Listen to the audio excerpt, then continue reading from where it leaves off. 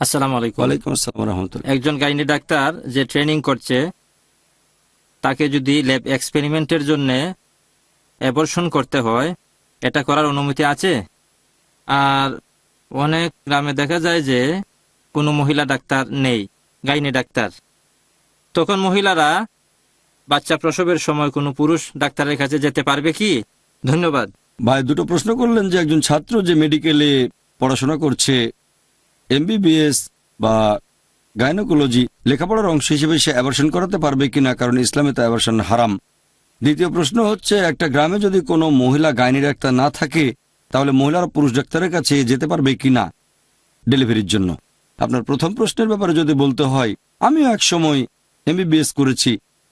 এখানে আমাদের বুঝতে হবে যে স্বাভাবিক পরিস্থিতিতে ইসলামিক শরিয়া অনুযায়ী অ্যাবর্শন করা হারাম, কারণ যদি হয় ফ্যামিলি প্ল্যানিং অথবা ব্যক্তিগত কিছু। তবে যদি জীবনের আশঙ্কা থাকে, যদি মায়ের জীবন হুমকিতে পড়ে, গর্ভে সন্তান থাকলে মায়ের জীবন যদি হুমকিতে থাকে, তাহলে অ্যাবর্শনের অনুমতি আছে। যেমন ধরেন, একজন মহিলার অনেকবার অপারেশন হয়েছে, 3 বার বা 4 বার, এখন যদি সে আবারও গর্ভধারণ করে, তাহলে সেটা তার জীবনের জন্য হুমকি হয়ে দাঁড়াবে। তখন ইসলাম অনুমতি দিচ্ছে, অ্যাবর্শন করা যেতে পারে। অথবা সেই মহিলার আছে হৃদরোগ, হার্টের সমস্যা, আর এই অবস্থায় গর্ভধারণ করলে তার জীবনের আশঙ্কা থাকতে পারে। তখন ইসলামিক শরিয়া বলছে বড় ক্ষতির চেয়ে ছোট ক্ষতি মেনে নেওয়া ভালো। তাহলে মায়ের জীবন বেশি গুরুত্বপূর্ণ। এই ধরনের পরিস্থিতিতে অ্যাবর্শনের অনুমতি আছে। এখন যদি এটা বাধ্যতামূলক হয় যে কমপক্ষে একজন ছাত্র এতগুলো অ্যাবর্শন করবে বা এতগুলো ডেলিভারি করবে, এটাকে অ্যাবর্শন না বলে ডেলিভারি বলা যায়। তবে উপরের লেভেলে অ্যাবর্শনের প্রয়োজন আছে। এখানে আমি যেটা করব, আমি সেই কেসগুলো দেখব আর টিচারকে বলবো যে আমাকে আপনারা শুধু সেই কেসগুলো দেন যেগুলো শরিয়া অনুযায়ী, যদি অ্যাবর্শনের কারণ হয় মায়ের স্বাস্থ্যগত কারণ, যে তার হার্টের সমস্যা আছে, গর্ভধারণ করলে বিপদ আছে, অথবা আগে অনেকগুলো অপারেশন করা হয়েছে, যেন ব্যক্তিগত কারণে না হয়, এরকম কিছু কেস বেছে নেব।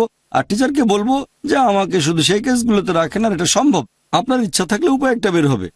আপনার দ্বিতীয় প্রশ্নের ব্যাপারে যদি বলতে হয়, হিজাব পালনের কারণে এটা করলে ভালো হয় যে একজন মহিলা যাবে মহিলা ডাক্তারের কাছে। তবে যদি সেখানে কোনো মহিলা ডাক্তার না থাকে, তখন শেষ উপায় হিসেবে পুরুষ ডাক্তারের কাছে যেতে পারে। এ ধরনের ক্ষেত্রে হিজাবকে একটু শিথিল করা হয়েছে।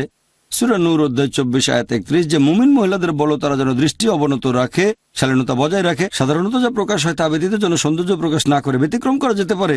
একটা হচ্ছে রোগীর জীবন হুমকির মুখে, আর সে সময় আশেপাশে যদি শুধুমাত্র একজন পুরুষ ডাক্তারই থাকে, রোগী মারা যেতে পারে। এরকম অবস্থা হলে শিথিলের অনুমতি আছে।